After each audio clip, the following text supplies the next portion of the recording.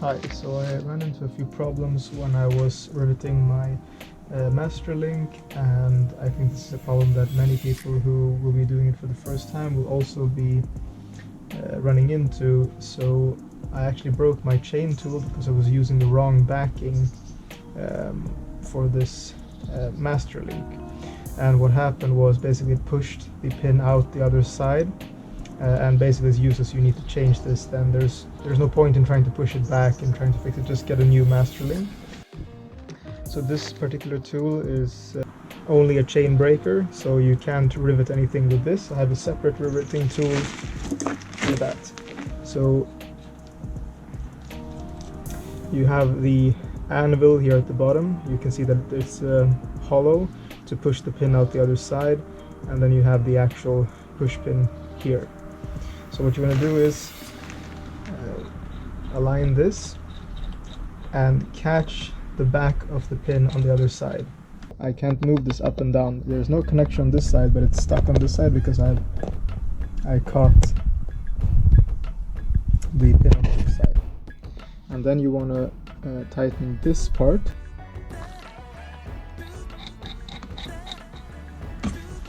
And now just get a wrench like this.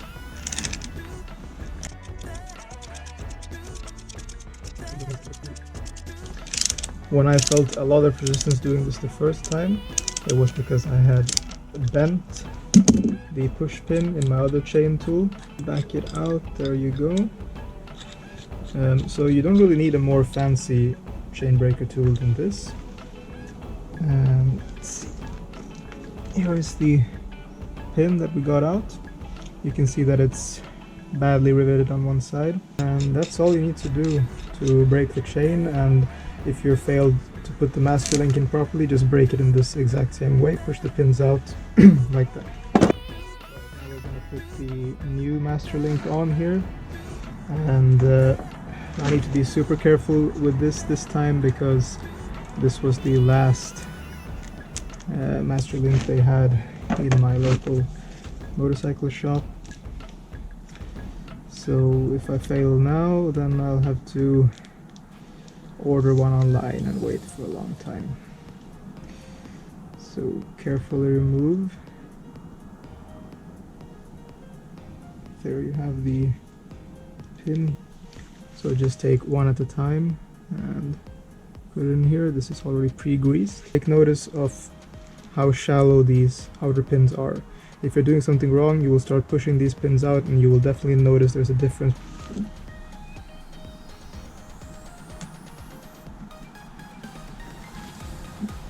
Now you can put the O-rings on the other side, and then you can take your backing plate here,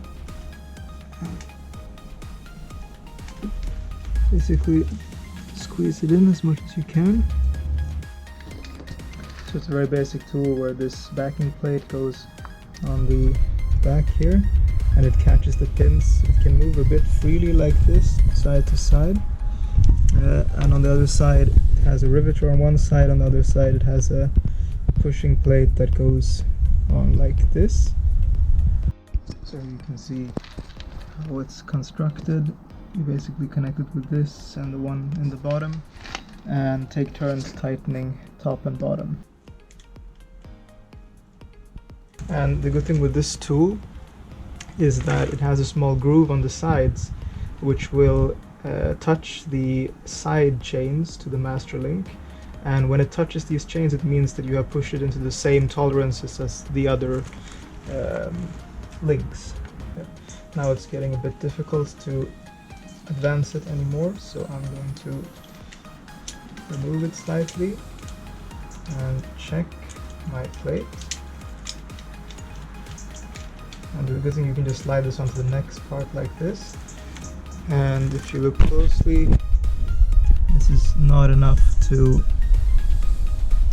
flare anything, but you can see that the pins have started to come through nicely here. So we're going to have to push it further.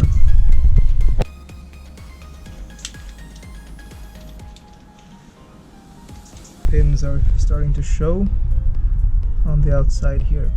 Now, before we go any further, before we try to back it, push it in even more, or anything like that, we're going to measure the tolerance, 20.06.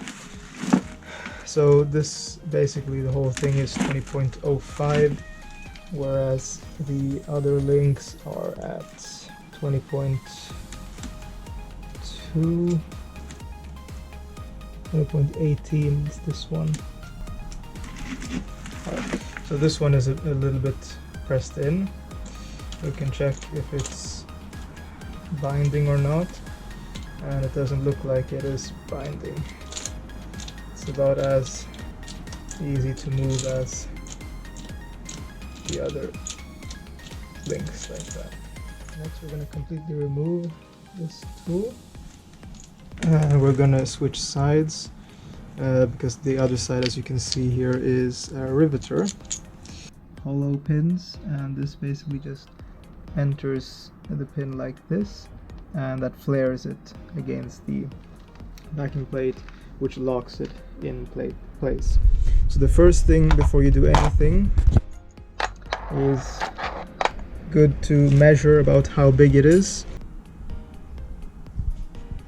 and you can see it's exactly 5 millimeters. Let's check the other one.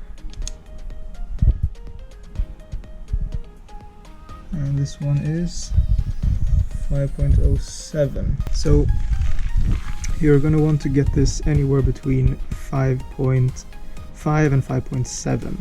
I'm going to try to get it to 5.6. And a good sign that you're in the right spot is that you can't move this out of the pin. It means that you're in the hollow part of the pin. You can clearly see now that the pin here is aligned in the middle there. You can see it is aligned with the hollow part of the pin.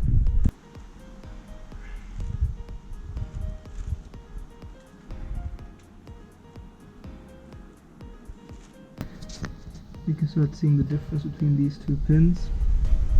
See, this has a nice flare to it. This one is not flared at all. We're gonna make another measurement.